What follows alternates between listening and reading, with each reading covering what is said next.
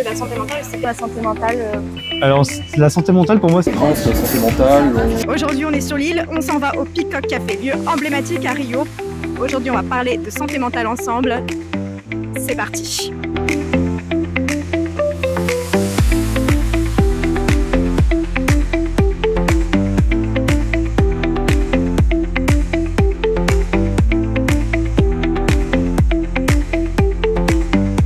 Je voudrais savoir un peu comment est-ce que tu abordes le sujet, toi, dans ta vie du quotidien. Comment est-ce que tu as découvert ça, finalement. La santé mentale, j'ai commencé à la découvrir quand même il y a un bout de temps pour maintenant. Au moment où j'ai commencé à lire un peu des choses sur le développement personnel, donc tout ce qui était les blessures de l'âme, tout ça, et ça m'a ouvert beaucoup de portes là-dessus parce que finalement j'ai découvert tout un univers que je connaissais pas du tout. Toi aujourd'hui en termes de santé mentale, qu'est-ce que t'en penses? Est-ce que ça fait longtemps que tu connais ça? C'est vrai qu'on en parle de plus en plus. Comment est-ce que tu abordes un peu le sujet dans ta vie de tous les jours finalement? Moi, ça fait depuis peu de temps que je commence à connaître la santé mentale. Je ne lis pas forcément les choses comme ça, mais je sais que la santé mentale, c'est quelque chose qu'on a forcément besoin d'avoir. On a besoin d'être bien mentalement. C'est vrai qu'une personne qui va être un peu bouleversée mentalement va pas vivre la même manière qu'une personne qui est bien mentalement. Oui. Moi, personnellement, je crée des petites choses chaque jour qui me font du bien. Je sais que c'est quelque chose qui va me plaire. Ok.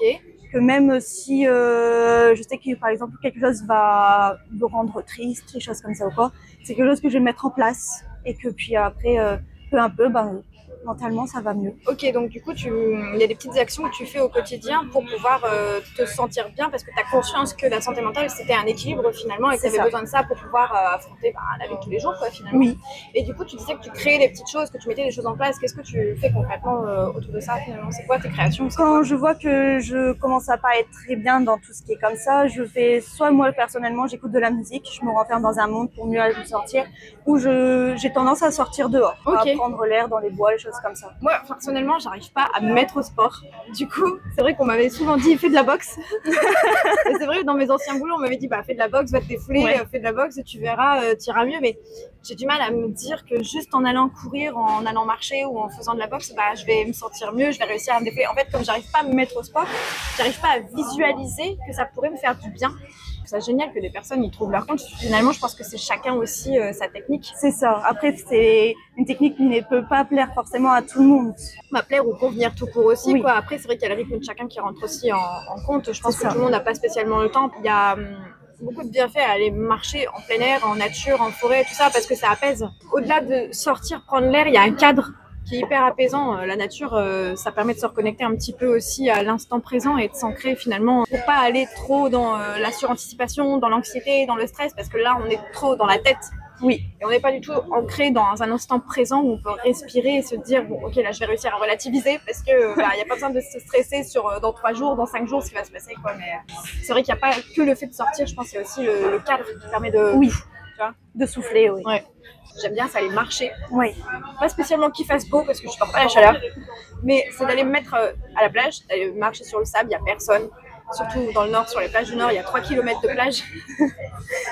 Et du coup, tu vas marcher à la plage, tu t'enlèves tes chaussures, t'enlèves tes chaussettes et t'as juste un gros pull. Et puis en fait, t'as personne, t'as le bruit du vent, t'as le bruit des vagues et t'es tranquille. Et il n'y a pas plus reposant, quoi, finalement, je trouve.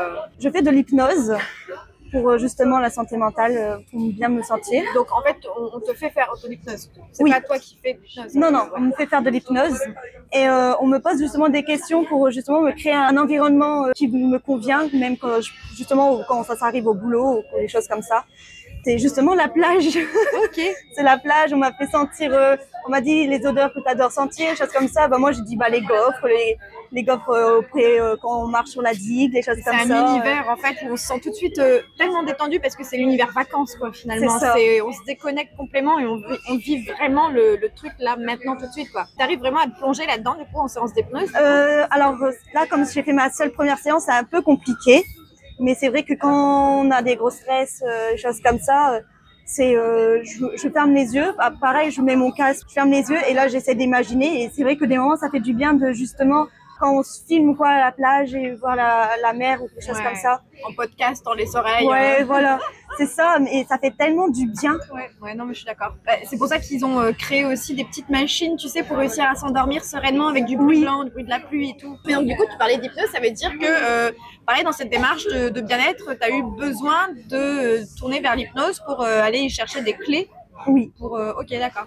Je vois qu'avec l'hypnose, du coup, ça fonctionne plutôt pas mal, puisque maintenant, j'ai plus justement tout ce qui va m'empoisonner, on va dire, la santé mentale au quotidien. Par exemple, que les stress des transports en commun qui vont se bloquer d'un seul coup. Mais ça vient de donner une technique pour quand il va t'arriver quelque chose où tu vas pas être sereine, c'est ça. Tu vas pouvoir réussir à... Okay. Oui, c'est ça, voilà. Ok, d'accord. Le professionnel met en place un lieu ou un endroit, quelque chose comme ça, une activité même qu'on adore faire.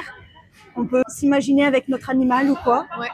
Et c'est pour plusieurs choses différentes qu'on travaille. Et t'en as entendu parler comment de l'hypnose finalement? T'avais déjà une thérapeute à ce moment-là qui le faisait aussi ou c'est toi qui allais? J'ai une psychologue. Ok. Et ma psychologue justement, elle me parlait de différentes manières de m'aider. Ouais. Et de là, j'ai su que mon médecin traitant faisait de l'hypnose. Ok, d'accord. Et du coup, je me suis dit pourquoi pas tenter avec elle.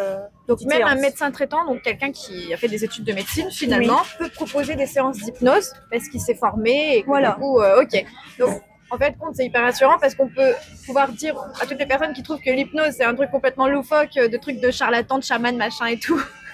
que même des médecins finalement dispensent ce genre de séance, quoi. Donc c'est hyper rassurant. Surtout quand on n'y connaît rien ou quand on débute et qu'on tâtonne, on peut se dire ah ouais, en fait même les médecins du coup proposent ce genre de séance, donc c'est vachement rassurant, quoi. En fait c'est tellement stigmatisé, on va se mentir, que on peut se justifier, même si c'est toujours embêtant de devoir se justifier face à des personnes qui connaissent pas ou qui sont dans le jugement. On peut justifier que finalement c'est pas spécialement, c'est pas une science, non, mais c'est un outil qui quand même porte ses fruits, quoi. Oui. Voilà. Ouais. Ça aide pas mal de personnes, tout de même l'hypnose ou même. Ça t'a rassuré de savoir que c'était ton médecin traitant qui le faisait? Oui. Ouais. Ça me rassure parce que déjà du coup on connaît la personne et puis après c'est sur le fait que on est à l'aise.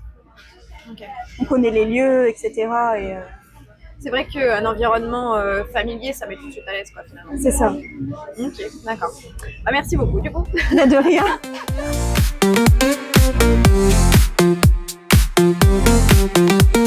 Aujourd'hui, la santé mentale, pour moi, c'est de plus en plus important. On en entend forcément de plus en plus parler. Il y a beaucoup de salons, il y a beaucoup d'ouvrages qui sont créés autour de ça. On démocratise de plus en plus aussi tout ce qui va être la thérapie. Aujourd'hui, dis-moi un petit peu ce que c'est pour toi la santé mentale. Comment est-ce que tu as connu ça? Qu'est-ce que tu mets en place au quotidien finalement pour te sentir bien et équilibré et serein dans ta vie de tous les jours? Alors, la santé mentale, pour moi, c'est toujours un sujet qui est un peu...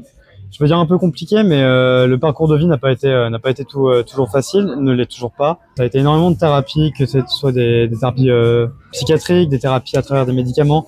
Donc ça n'a jamais été quelque chose de très simple. Aujourd'hui, ça va beaucoup mieux. J'ai appris à vivre malheureusement avec certaines choses, mais aussi à savoir à des moments fixer des limites. Mm-hmm. Du coup, c'est en fait genre avant, c'est pareil. J'étais un peu dans cette optique de je vis avec et je subis et la vie suit son cours. Sauf qu'à un moment, il s'est passé des choses et j'ai décidé de vraiment prendre ma vie en main. Et de la meilleure des manières, je ne sais pas, mais j'ai vraiment essayé du coup de me fixer des limites, m'écouter, regarder autour de moi, faire attention à moi et aux gens qui m'entourent. Et en fait, je pense que du coup, à mon égard en tout cas, dans mon espace personnel à moi, la santé mentale, c'est aussi savoir prendre soin de soi. Savoir s'écouter, se fixer des limites, ne pas aller trop loin, s'écouter. On peut sortir de sa zone de confort, bien sûr, mais il faut aussi savoir qui on est, savoir, comme je dis, je me répète, mais savoir s'écouter. Non, mais c'est clair. C'est vraiment hyper important qu'on n'aille pas trop loin. Ouais. Et si à un moment il vient malheureusement à ce qu'il arrive des choses pas ouf, parce que la vie c'est pas toujours drôle. Il faut savoir s'entourer, il faut savoir se faire aider. Ouais. Et en tout cas, moi personnellement, m'ouvrir comme ça un peu aux autres, savoir parler des problèmes que j'ai eus et que j'aurai probablement dans le futur, c'est aussi beaucoup prendre soin de sa santé mentale. C'est vrai que j'aimerais beaucoup rebondir sur ça parce que aujourd'hui, on est dans une société qui est tellement dans la performance Ouais. On prouve aussi, on doit prouver parce que si on fait pas, qu'on reste statique, on se repose, on prend soin de soi et de sa santé mentale, on se dit y a plein de choses, hein. Il y a juste dormir, ce qui est essentiel. Il y a des personnes qui vont se dire je vais faire un coloriage. En fait, il y a plein de petites choses où on va se dire je vais prendre soin de moi parce que je vais prendre du temps pour moi, je vais me poser, je vais réfléchir à rien, je vais avoir le temps de respirer. Et il y a beaucoup de gens qui finalement jugent ça comme du temps perdu. Oui. Et on doit toujours être dans la performance et dans le fait de prouver les choses aux autres. Et on peut pas se mettre dans cette société-là si on ne prend pas ce recul et cette confiance en nous, de se dire je vais me poser, peu importe le regard des autres finalement. Il n'y a pas que le corps, il y a la tête et il y a les émotions. Oui. Et c'est ce qu'on apprend aussi en thérapie finalement, c'est que si on veut avancer sur un chemin de guérison, on doit prendre en compte l'ensemble des choses. Il y a l'esprit, il y a les émotions et il y a le corps. Et à force de ne pas s'écouter, on va de plus en plus loin. Et au bout d'un moment, il y a quoi? Il y a le burn-out, il y a la dépression, il y a... Enfin, au bout d'un moment... Et qui c'est qui en empathie parce qu'on avait le regard des autres? Finalement, c'est nous-mêmes. Oui, oui. Donc, ce que tu dis, c'est hyper intéressant et c'est de plus en plus important. Et je pense qu'il y a vraiment une prise de conscience là-dessus sur le fait de s'écouter et de se dire, OK, toi, tu ne t'écoutes pas, ça t'appartient. Moi, par contre, ce que je vais faire là maintenant, c'est quelque chose qui est pour moi, quoi. On a tous des parcours hyper différents. Pas plus ou moins faciles parce que ça dépend de chaque parcours, ça dépend de chaque personne et surtout de sa capacité à la vivre parce qu'il y a des choses qui vont être très dures pour des personnes qui vont la vivre d'une manière totalement facile finalement. Mais c'est vrai que faire ce travail sur soi, avoir ce recul de se dire je vais aller en thérapie, je vais aller rencontrer quelqu'un, je vais aller parler, c'est déjà quelque chose d'hyper fort parce qu'on se livre à quelqu'un qu'on ne connaît pas. Pour revenir en fait à ce truc de performance, du coup c'est souvent effectivement comme tu l'as dit, c'est le regard des autres du coup qui affecte beaucoup cet aspect-là. C'est toujours cette compétition du coup à vouloir du coup montrer qu'on est mieux que les autres, etc. Et du coup en fait ça mène à une sorte de société, d'une normativité en fait toujours de la performance, d'aller plus loin, de se dépasser. Ouais. Sauf que souvent se dépasser ça mène du coup comme tu as dit à des burn-out, des dépressions. C'est des choses que j'ai vues, des choses que j'ai vécues également. C'est comme les personnes qui disent il faut avoir la meilleure version de soi-même. Oui. Et ça a été tout un courant de pensées et de choses à mettre en place. Je vais me lever hyper tôt, je vais faire un miracle morning, tout ça et tout. Alors, très bien pour les personnes à qui ça convient, mais moi, ça me convient pas du tout parce que je trouve encore que c'est mettre de la pression et de se dire, je vais être mieux que quelqu'un parce que moi, je vais me lever à telle heure, je vais faire du sport, je vais me faire quelque chose de healthy, machin et tout. Alors oui, manger bien, faire du sport, tout ça, c'est hyper important. Mais se dire, je vais avoir la meilleure version de moi-même, c'est encore se mettre un objectif où finalement, on ne prend pas le temps de s'écouter parce qu'on se fixe encore des trucs, on peut pas vivre juste ce que nous, on est finalement. Il y a quelque chose aussi que je voulais rajouter, c'est aussi en fait, tu parlais de les influenceurs là qui faisaient des miracle morning, etc. Donc ils se levaient super tôt, faisaient ça. Et en fait aussi, c'est la santé mentale aussi, c'est bon, alors là je pars peut-être un peu trop loin par rapport au sujet initial, mais c'est aussi par rapport à quelque chose en fait c'est très sociétal, c'est très genre par exemple il y a certaines classes sociales qui vont pas pouvoir faire ce genre de choses parce qu'ils n'ont pas du tout l'occasion. Et genre ces gens-là, les influenceurs se lèvent à 5h du matin pour faire des miracle morning, d'autres personnes se lèvent à 5h du matin pour aller taffer. Et ils rentrent à une certaine heure et ils peuvent pas faire ce genre de choses. Prendre soin de leur santé mentale, c'est aussi un luxe. Pas tout le monde peut le faire parce que les critères sociaux font que on n'a pas forcément les outils pour, on n'est pas entouré pour. On est dans une société du coup qui est, bon, je pars encore sur autre chose, mais du coup qui est très patriarcale, donc du coup qui va tout le temps forcer on veut, genre on est des hommes, on va aller mieux. Non, on a besoin d'aller en thérapie, on a besoin d'aller voir le psychiatre, le psychologue et tout ce qui suit, prendre soin de sa santé mentale. C'est du coup prendre soin de soi, mais tout le monde ne peut pas. Et je pense que du coup, faudrait, par rapport à la santé mentale, du coup, faudrait l'ouvrir du coup plus aux classes un peu moins avantagées du coup par ce système-là. Les classes qui du coup se lèvent tôt le matin, se couchent tard le soir, dorment pas beaucoup. Et je pense qu'à partir du moment où on aura déjà fait une avancée par rapport à ça, je pense que du coup la santé mentale de manière générale sera un peu plus prise en compte. Que tous ces problèmes du coup liés, souvent c'est par rapport au travail. Souvent c'est par rapport au travail. Tous ces problèmes-là, en fait, on aura déjà fait une belle avancée. Une fois qu'on aura réglé du coup ces problèmes de classe, ces problèmes sociétaux. Et je trouve que pour l'instant il y a rien de fait encore. Ouais, non mais je suis d'accord. Pour l'instant il y a rien de fait. C'est les gens vivent des traumas tout le temps. Les gens ne sont pas soignés.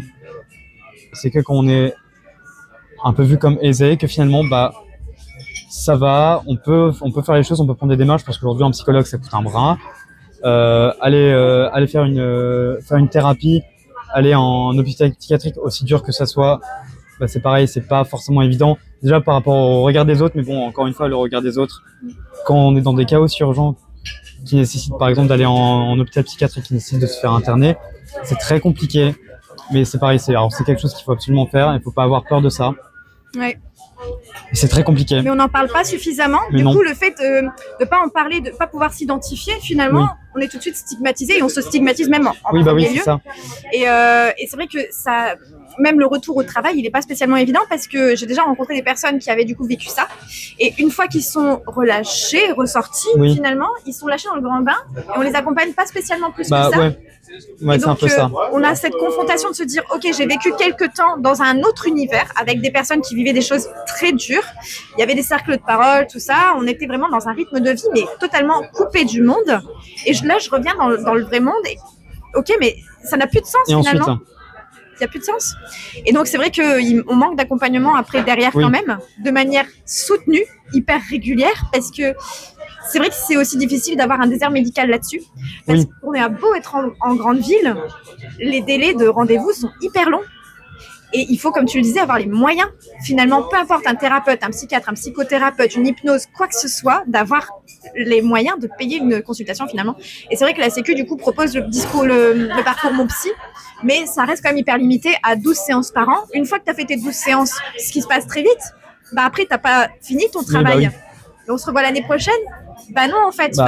Oui, il y a des choses à régler entre l'année prochaine et les 2 séances. On est d'accord. Et c'est aussi ça, du coup, qui crée des dissonances, du coup, par rapport à la santé mentale des parents et du coup, comment les enfants le voient et comment ils risquent, du coup, eux-mêmes de répercuter ce qu'ils voient, ce qu'ils entendent, quel schéma de vie. Ils se disent, bah, c'est bon, bah, mes parents l'ont vécu comme ça, moi, je peux le vivre comme ça. Ça se passe pas comme ça en réalité. Ouais.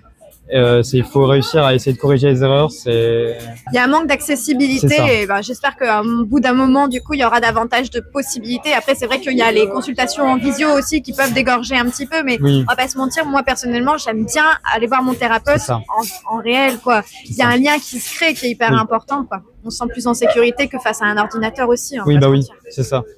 Puis la question de la réinsertion sociale, du coup, après un séjour en internat, par exemple, c'est hyper important parce que j'ai la chance, entre guillemets, de pas y avoir été. J'ai refusé 2 fois un asile pour des raisons qui m'importaient moi.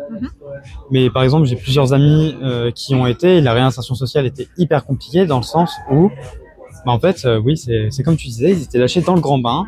Ils devaient se retrouver un travail, ils devaient re-socialiser, alors que bah, c'est juste pas facile en fait. C'est juste pas facile. L'accompagnement de l'après, il est assez compliqué, même s'il y a un suivi quand même qui est derrière en fait. C'est que l'après est quand même très compliqué du coup parce que on est juste traumatisé de la vie finalement, c'est un peu ça. Et du coup en fait, si on n'a pas d'accompagnement, s'il n'y a pas de choses concrètes qui sont faites après, ben on revient à la case départ. C'est ce qui s'est passé pour plusieurs de mes amis malheureusement. Aujourd'hui, ça va mieux. Qu'est-ce qu'il faudrait mettre en place, selon toi, à la sortie, justement, comment on dit, d'avoir été interné? Comment est-ce que, du coup, qu'est-ce qu'on pourrait mettre en place? Est-ce que ce serait plus un accompagnement d'assistante sociale avec un accompagnement plus psychologique? Qu'est-ce qu'il faudrait mettre en place? Alors, je crois que des assistantes sociales en sortie d'internement d'hôpital psychiatrique, je crois qu'il y en a déjà. Je pense qu'à la rigueur, le mieux, ça serait, c'est plus des assistantes sociales, mais qui sont là pour, qui sont là en cas d'au cas où. Alors que je pense qu'il faudrait vraiment essayer de réinsérer la personne à inviter, je sais pas, des sortes de meetings, entre guillemets, des sortes de rendez-vous, des sortes, je sais pas, d'aiguillage pour ceci, cela, tels ateliers hors internement d'hôpital psychiatrique. Ouais. Du coup, dans un lieu public, dans un espace ouvert, avec d'autres personnes qui ne sont pas du coup en hôpital psychiatrique, mais genre vraiment quelque chose avec des nouvelles personnes, des personnes qui n'ont pas la vie dure par exemple, et donc du coup qu'une personne qui sort d'un milieu comme ça puisse retrouver une vie normale avec d'autres personnes qui n'ont pas forcément de troubles et avec qui du coup ça va être plus facile de se sentir comme normal à nouveau. Bah, en fait, finalement, c'est repartager la vie de tous les jours avec pas rester dans ce cercle de il m'est arrivé ça, j'ai vécu ça, je suis allé là-bas, j'ai vécu ça, et donc toujours ressasser et revivre une vie comme tout le monde finalement. Oui, après derrière. Ça, c'est redevenir un monsieur, madame, tout le monde. Et je pense que c'est vraiment hyper important parce que oui, effectivement, en hôpital psychiatrique, on est vu comme les aliénés entre guillemets. Ouais, on est vu comme les aliénés. Et on se met dans la tête qu'on est aliéné parce on se dit, je suis enfermé en hôpital psychiatrique. C'est vraiment pas facile. Il y a des cas plus ou moins extrêmes. Et une fois qu'on est sorti, on a tendance du coup à souvent rester entre aliens. Personnes qui ont vécu ça, ouais. alors que très souvent on a subi des choses de personnes qui eux auraient dû travailler sur eux-mêmes. C'est ça. C'est exactement ça. C'est exactement ça. C'est souvent on subit du coup des affres de personnes du coup qui n'ont pas été malheureusement en thérapie ou qui auraient dû y aller. Je suis bien d'accord. Bah, écoute, merci beaucoup pour ce moment de partage parce que c'était hyper intéressant. Il n'y a pas de souci. Et je te remercie beaucoup. Au plaisir. Génial, merci. Pour moi, fait partie du grand thème de la santé. Donc, je pense que la santé physique est complémentaire avec la santé mentale. Ce sont deux entités. C'est quelque chose de, je pense, assez sous-coté. Quelque chose pour lequel on fait peut-être moins attention que le physique. On est souvent plus attiré par le physique, se dire on va faire du sport. Pour être bien physiquement, pour bien paraître, pour bien se sentir, être en bonne santé. Et c'est vrai que je pense que la santé mentale, comme c'est peut-être moins visuel, c'est plus invisible, on en fait peut-être moins attention à ça. Moi, également, personnellement, quand j'y pense, ça reste quelque chose pour lequel voilà, je vais essayer de me dire, je vais mettre des petites choses en place pour aller mieux. Faire du mieux que je peux finalement pour que ça se passe bien, un coup de mou, je vais faire quelque chose qui me fait plaisir, j'aime bien manger, je vais manger quelque chose que j'aime bien, un bon petit plat. Nourriture émotionnelle. Voilà, c'est ça. On connaît bien. Donc ça, s'entourer de personnes qu'on aime bien, la famille, les amis, quelque chose d'assez réconfortant pour pallier ces moments peut-être plus compliqués. Du coup, tu me parlais de sport par exemple. Qu'est-ce que tu mets d'autre en place? Tu mets d'autres choses dans ton quotidien? Est-ce que c'est des choses peut-être invisibles, des choses que tu fais de manière inconsciente dans ta tête, le fait de respirer, de souffler, de compartimenter aussi, parce qu'il y a beaucoup de personnes qui disent au travail, par exemple, je ne ramène pas des problèmes de vie personnelle. Est-ce que tu arrives à compartimenter, à relativiser, c'est donc du travail entre guillemets invisible, ou est-ce que uniquement tu travailles par des activités? Alors j'avoue plus agir par moi-même sur mon bien-être, sur des choses qui peuvent me rendre triste, stressé dans les choses du quotidien, même dans les grandes thématiques au final. J'ai l'impression d'arriver à avoir un certain équilibre, même si je pense qu'il y a toujours, ça reste propre à moi-même, mais peut-être une thématique de fond ou des thématiques de fond qui ne sont peut-être jamais forcément réglées de cette manière. Je pense que c'est pas négligeable de pouvoir se faire accompagner, même si je suis je suis un mauvais élève finalement en la matière, parce que j'ai toujours souhaité, préféré régler les choses par moi-même finalement. Voilà, mettre des petites choses en place. Quand j'ai un petit coup de mou, je parlais tout à l'heure de manger, ça peut être aussi être un temps seul également, faire une rétrospective, prendre du recul, réfléchir à des alternatives, comment faire pour mettre en place certaines choses du quotidien qui vont me paraître être bien pour aller mieux, tout simplement. J'avoue en avoir déjà discuté avec ma famille, avec des amis, peut-être moins souvent, sur la nécessité de pouvoir se faire suivre par un professionnel par exemple. Mais c'est vrai que c'est quelque chose pour lequel c'est peut-être compliqué de sauter le pas, à mon sens. C'est vrai que j'ai cette impression également qu'il y a comme l'allégorie cette métaphore de l'eau qui va faire déborder le vase. J'ai l'impression aussi qu'il y a en parallèle une jauge sur laquelle effectivement on jauge sur tout au long de notre vie, par exemple de patience, une jauge de stress, et en fait plus on avance dans la vie, plus on fait augmenter cette jauge, plus ça devient compliqué effectivement d'être résilient sur cette thématique-là. Alors, je pense que j'agis beaucoup, effectivement, peut-être dans l'urgence. C'est peut-être un côté naturel chez moi de se dire, sur l'instant T, ça se passe comme ça, comment on fait, on règle comme ça, et après on passe à la suite. Et globalement, ça se fait plutôt bien. C'est comme peut-être mettre un pansement, effectivement. Pour l'instant, ça me convient bien et je peux comprendre. Parce qu'aujourd'hui, je ne suis pas arrivé à un état, à un moment de ma vie où je me dis j'ai envie de tout envoyer valser. Et c'est tellement trop en fait que en fait j'ai envie de radicalement changer telle ou telle chose. Je pense que c'est pas une question de jugement en ce sens, mais plus cette impression. Je pense que ça c'est une pensée assez rétrograde de ces dernières décennies. Mais qu'aller voir un professionnel, c'est un peu se dire tiens, j'ai un problème, je suis fou presque, peut-être qu'il y a une part de déni, je comprends l'aspect préventif. En fait, c'est vrai que je suis peut-être plus, on va dire, sur l'instant T, comme tu disais. Voilà, sur l'instant T, même sur le côté, on va dire, plus physique, plus santé physique. Je comprends tout à fait la prévention et à la limite je prône plus la prévention que le curatif parce que c'est de manière plus logique, ça se passe comme ça. Mais je sais pas, c'est propre à chacun. Ouais, c'est un ressenti que j'ai, c'est plus compliqué dans cet aspect de la santé mentale, de se dire je vais y aller par prévention que par curation. Et c'est une manière de penser. Je suis vraiment ravie d'avoir pu échanger avec ces différentes personnes sur le sujet global qu'est la santé mentale. On est assez finalement d'accord pour dire que la santé mentale, elle est propre à chacun et à son vécu. Beaucoup de choses sont possibles à faire et à mettre en place aujourd'hui comme demain. Et la prise de conscience est collective et lente, mais certaine. Notre système social et nos croyances personnelles nous empêchent encore d'y accéder suffisamment.